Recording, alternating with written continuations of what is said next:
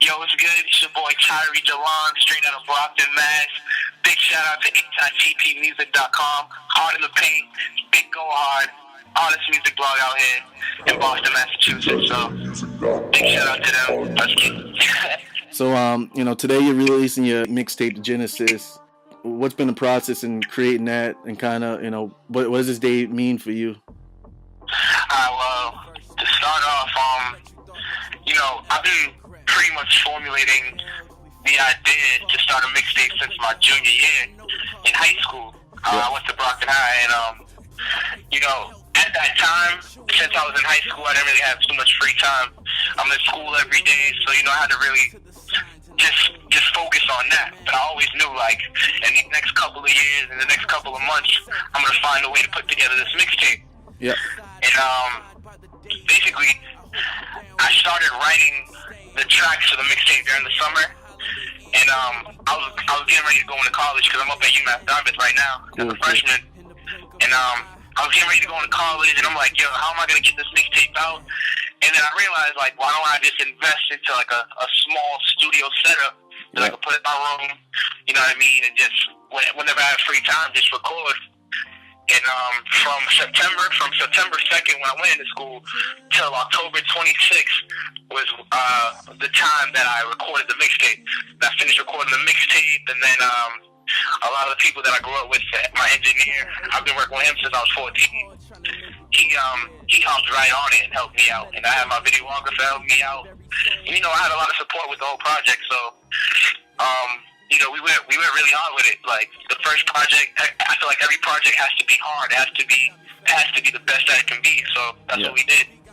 So like you said, at college, do you feel like that kind of helps with you spreading your music because you're really in a community where, like, young people are embracing music, and you can kind of build your fan base from UMass Dartmouth.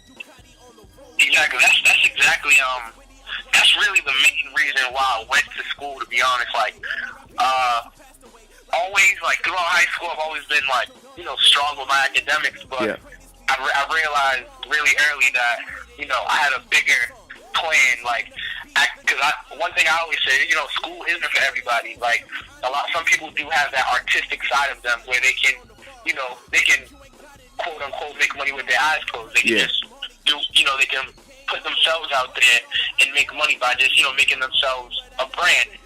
And, I talked to my mom about it. It was a big struggle because she, of course, the parents want you to go to school and, do this, that, and the third, but I let her know I had a plan. And while I've been up there, I've been doing what I can. I've been doing my best with the academics, but besides that, I've really been pushing myself with promoting, and I actually had a show up at UMass Dartmouth for the 8th benefit, and that's where the fan base really grew, because people actually got to see me on stage, and they got to see it, firsthand. Exactly. And, so I just been building off of that. Yeah, I mean, that's definitely the right way. The college demographic's perfect. Plus, like you said, performing. That's working with a couple of artists around here. I always tell them, it's good to put a face to the music, put a brand to the music, and let people really get to know you. Exactly. As far as the Genesis, like, what type of vibe can fans expect to hear before even listening to it? Well, before they can even listen to it, they can expect just a lot of genuine. I don't know if genuineness is the proper word, but they can expect, like, a genuine product. You know what I mean? Yeah. They can expect a human being expressing real emotions that they can relate to.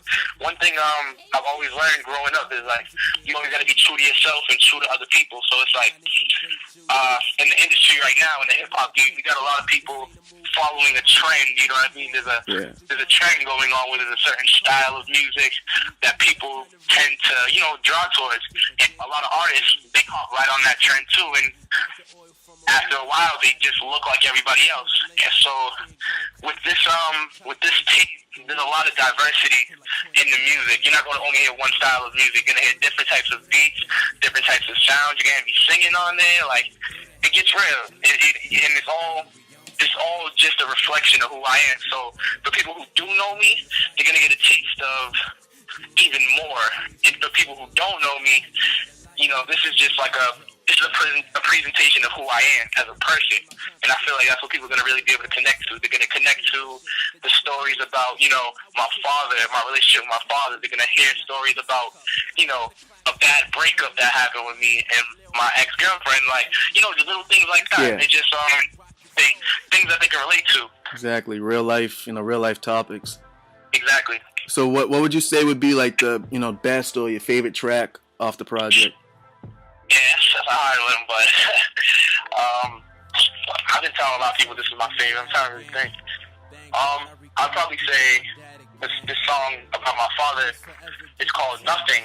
Okay. And pretty much it's in the eyes of, it's in the perspective of me when my father first, left my family. Because when I was younger, when I was about 11 and 12, my parents had like a really bad divorce, and then my father went overseas because he was in the army. Yeah.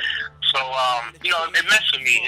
Just like any young kid who doesn't have a father growing up, they deal with a lot of different things. And it was like through that song, I just expressed how I felt towards him, just because I never got a chance to fully vocalize, how I felt about everything that happened in the past. So this song called Nothing, it really like sums up everything, you know what I mean? And I feel like it's gonna touch a lot of people just because a lot of people can relate to not having a father in their life at one point or another in their life. And that's definitely my favorite song right there.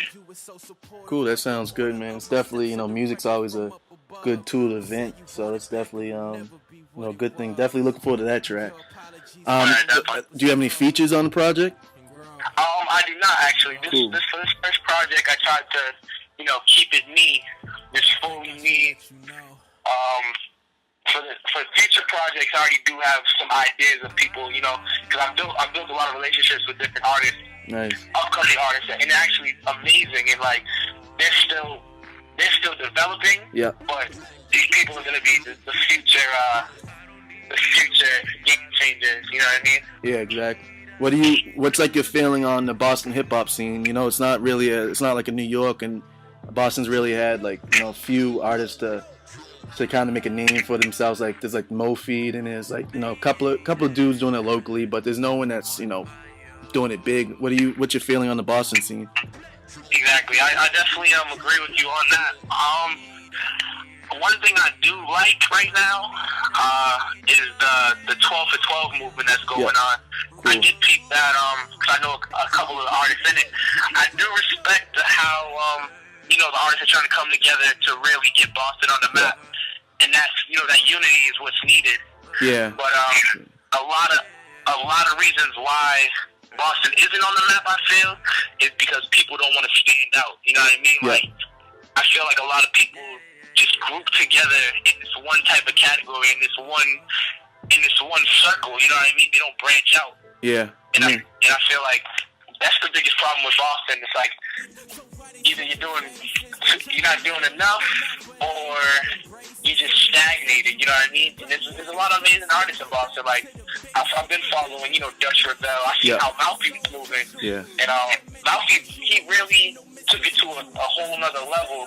And I haven't really been following him right now, but I love how he was moving, like marketing wise, and how he built his fan base. And I feel like if he kept pushing the way he was moving, he could have made something really big happen. And who's to say that he's not going to still? But yeah, no, it's slowed down a lot. Because I remember when I heard the Malfi, like he had a couple of months ago, he had like a crazy online presence, with the whole, college demographic. But it does seem like it kind of slowed down. But exactly.